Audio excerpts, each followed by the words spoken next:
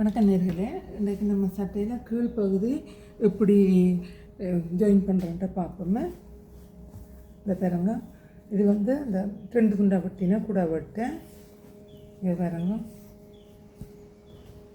இப்போ என்ன செய்யணும், இதில் இந்த பாருங்க கட் மார்க் போட்டிருக்கிறேன். உங்களுக்கு தெரியுதுன்னு நினைக்கிறேன். கட் மார்க் போட்டிருக்கிறேன். அதே மாதிரி இந்த சைடுக்கும் நாங்கள் கட் மார்க் போடணும். சரியா? இப்போ இதுலேயும் பார்த்தீங்கன்னா இங்கே பாருங்க, இதுலேயும் கட் மார்க் போட்டிருக்கிறேன். உங்களுக்கு நல்லா தெரியுது. ஆனால் இந்த கட் மார்க்கும் நாங்கள் தைக்கக்குள்ளே சரியான ஜாயிண்டில் வரணும். சரியா? அப்போ தான் சரியாக இருக்கும்.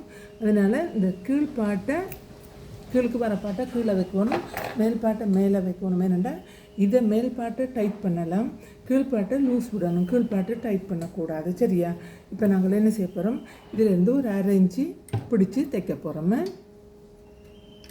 வாங்க பார்ப்போம் எப்படி தைக்கிறான்ட்டு. இங்கே பாருங்க, இப்படி தான் வைக்கணும்.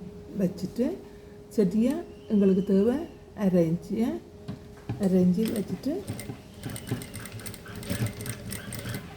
இப்படி தைக்கணும். அடுத்தது இதை இழுத்து பிடிக்க வேணும். கீழ் துணியை இழுத்து பிடிக்கக்கூடாது. அங்கே ஊசியை வச்சுட்டு இந்த தூரத்துலேயும் நீங்கள் பிடிக்கக்கூடாது. ஊசிக்கு பக்கத்துலேயே தான் நம்மளோட கை இருக்கணும். சரியா? இங்கே பாருங்க, உள்ள இதில் தான் இருக்கணும். இப்படி தான் தைக்கணும். இல்லாட்டி போனால் இந்த 2 துணியும் மேலே உண்டு கீழே உண்டு போகணும்.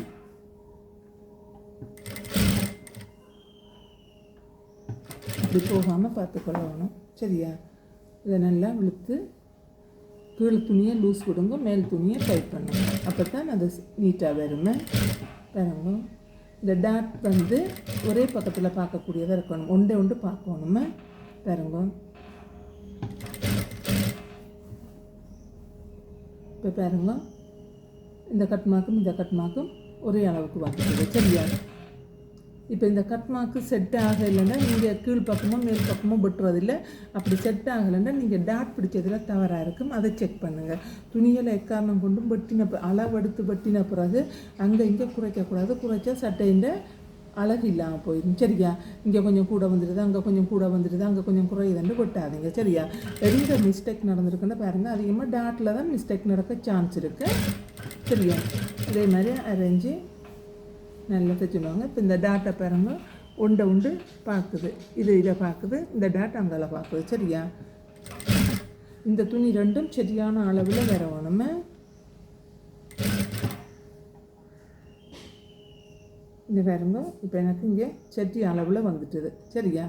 எல்லா துணியும் பிடிச்சி விளையாண்டுட்டேன்.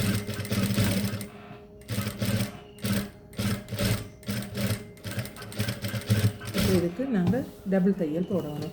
எல்லா சட்டைகளுக்குமே வந்து நீங்கள் டபுள் தையல் போட்டுக்கொள்ளுங்க. சரியா? டபுள் தையல் தான் முக்கியம். எந்த சிங்கிள் தையல் போட்டு ஒன்று பிரிஞ்சாக்கூடிய நீங்கள் தைச்சி கொடுக்குறதுக்கு அது பிரயோசனம் இல்லாமல் போகும். சரியா? என்னடா காசு கொடுத்து தைக்கிறோம், ஒரு தையலை போட்டு விட்டுருக்குறாங்க, பிரிஞ்சு போச்சுதேன்ற கவலைப்படுவீங்க. ஆனபடியாக ஒரு தையல் தானே கூட போட போகிறீங்களோ அந்த தையலுக்கு மேலேயே இன்னொரு தையலை போடுங்க. சரியா? அந்த தையலுக்கு மேலேயே வரணும். சரியா? அதான் டபுள் தையல். லூஸ்க்கு டைட்டுக்கு போகணும்னா சைட்டில் ஒரு 4 இன்ச்சு விட்டு இன்னும் ஒரு தையலை கூடிய நீங்கள் போட்டுக்கலாம். அது சைட் அவங்களுக்கு கூட குறைய வந்தால் குறைக்கிறதுக்கு கூட்டுறதுக்கு.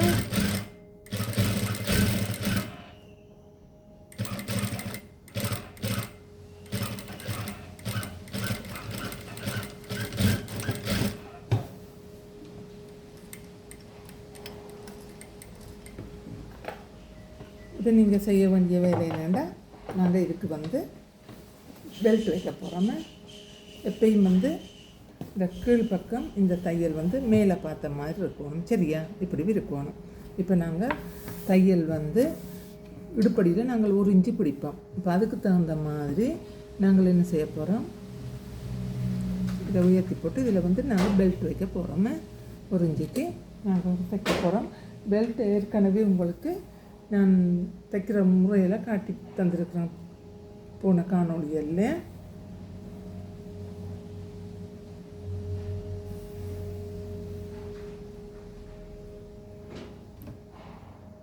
இப்படி வச்சுக்கொள்ளுங்க. ஏன்னா இப்போ நாங்கள் இந்த சைட்டில் 1 இன்ச்சு தான் பிடிக்க போகிறோம். சரியா? இப்போ 1 இன்ச்சுன்னா 1 இன்ச்சு மார்க் பண்ணி ஒரு தையல் நாங்கள் போட்டுக்கொள்ளணும். ஒரு இன்ச்சு, இந்த ஒரு இன்ச்சுக்கு நாங்கள் ஒரு தையலை போட்டுக்கொள்ளுவோம். சரியா?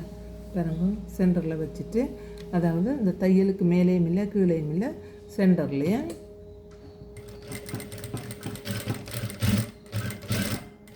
அப்படி ஒரு கட்டு போட்டுக்கொள்ளுங்க. அதே மாதிரி மற்ற பக்கத்துலேயும் ஒரு கட்டு போடுவாங்க.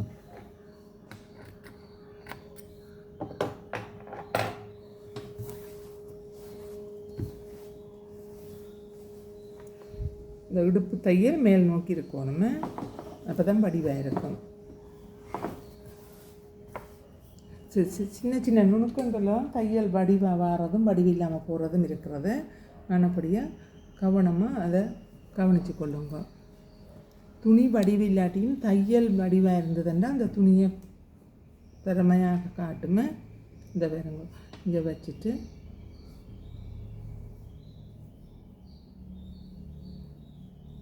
ஒரு இன்ச்சு மார்க் பண்ணி ஒரு கோடு போட்டுட்டு இந்த இடத்துல தைக்கிறோமே.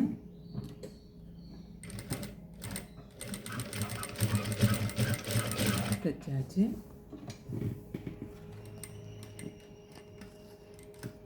இப்போ வாங்க எப்படி செட் பண்ணணுமென்ற காட்டித்தரேன். என்னென்னா அந்த செட் பண்ணினா தான் உங்களுக்கு அழகாக வரும். இல்லாட்டா கூட குறைய வந்ததுன்னா திரும்ப திரும்ப பிரித்து தைப்பீங்க. பிரித்து தைச்சாலும் என்ன செய்யும், துணி வந்து பழுதாகும். சரியா? இப்போ நீங்கள் என்ன செய்யுங்க, உங்களுக்கு கஷ்டப்பட்டபடியாக குண்டூசி பண்ணுறதுனாலும் பண்ணலாம். அல்லது இங்கே பாருங்க, இதையும் வச்சுட்டு நீராக வச்சுட்டு இந்த இடத்துல ஒரு கட்டு போட்டுக்கொள்ளுங்க. சரியாக ஒரு இன்ச்சில் இங்கே பாருங்க, கை ரெண்டும் சேமாக இருக்குது, இந்த இடமும் சேமாக இருக்குது, இந்த இடத்தையும் சேமாக வச்சுட்டு சரியாக ஒரு இன்ச்சில் ஒரு தையல் கட்டு போட்டுக்கொள்ளுங்க. போட்டுட்டு பாருங்க எப்படி இருக்குன்ட்டு தையல். சரியா?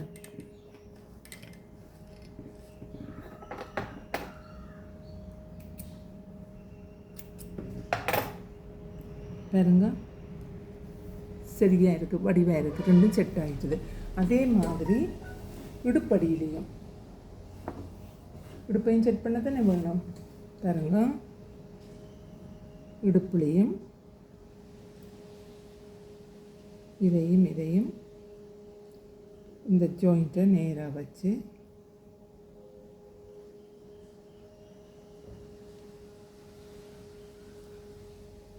இந்த ஜாயிண்ட்டை நேராக வைக்கணும். சரியா? நேராக வச்சுட்டு ஒரு தையல் இங்கே இதை இழுத்து பார்த்தா உங்களுக்கு தெரியும். ஓகே, நேராக வச்சுட்டு இந்த பெல்ட்டுக்கு டெக் கொடுத்தீங்கல்ல, அதுக்கு நேராக தைங்க. இங்கே பாருங்க, சரியாக வரும் தையலை. அப்படி உங்களுக்கு கஷ்டமாக இருந்தால் இதை கலட்டி போட்டுக்கூடிய நீங்கள் தைக்கலாம். இங்கே பாருங்க, இதை கலட்டி போட்டுக்கூடிய தைச்சிட்டு நீங்கள் பேருந்து வைக்கலாம். இப்படி வச்சு செட் பண்ணிவிட்டு. சரியா? இப்போ இதில் செட் பண்ணிவிட்டு இதில் ஒரு ஊசியை குத்தி போட்டு நீங்கள் இதை இப்படி நிமித்தி போட்டு இப்படி கூடிய வைக்கலாம். சரியா? அதை செட் பண்ணுறது நீங்கள் எது உங்களுக்கு ஈஸியாக இருக்கோ அதை வச்சு செட் பண்ணிக்கொள்ளுங்க. இப்போ இது சரியாக இருக்குது. சரியா?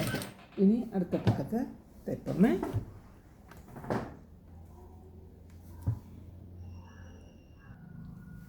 வாங்க நேர்களே, சைட் மூட்டுவது எப்படின்ட்டு பார்ப்போமே.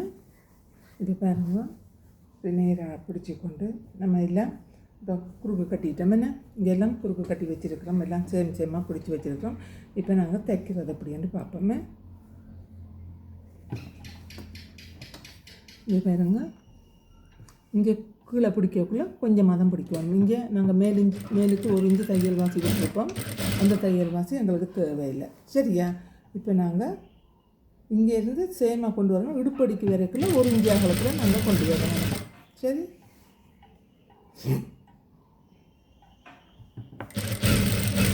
இங்கே பிடிக்கக்குள்ள குறைவாக தான் வருமே. ரெண்டையும் சேமாக பிடிச்சி கொள்ளணும். நான் சொன்ன மாதிரி கையை தூர கொண்டு போகக்கூடாது. இப்படி பக்கத்தில் வச்சு பிடிக்கணும்.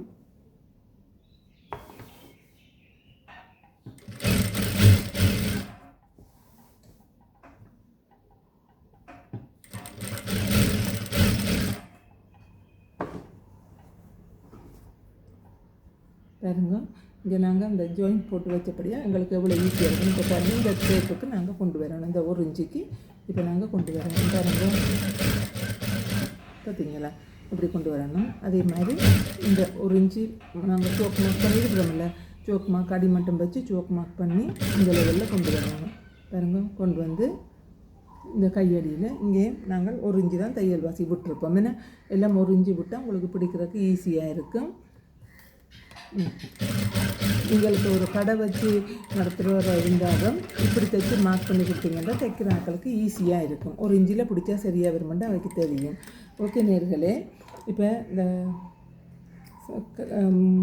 சைட் பொறுத்துறதை நாங்கள் பார்த்துட்டோமே. நான் எப்படி சைட் பொறுத்தோணுமெண்டு உங்களுக்கு இப்போ நல்லா தெரியும். பெல்ட் வைக்கிறது எப்படி, சைட் வைக்கிறது எப்படின்னு. இப்போ அடுத்த காணொலியில் நம்ம ஹெம் எப்படி மடிக்கிறது, அதாவது கீழ்வாட்டி எப்படி மடிக்கிறேன்ட்டு பார்ப்போம். அடுத்த காணொலியில் பார்ப்போம். ஓகே நேர்களே, உங்களுக்கு பிடிச்சிருந்தால் சப்ஸ்கிரைப் பண்ணுங்க, லைக் பண்ணுங்கள், கமெண்ட் பண்ணுங்கள். நன்றி, வணக்கம். அடுத்த காணொலியில் சந்திப்போம். ஓகே, பாய்.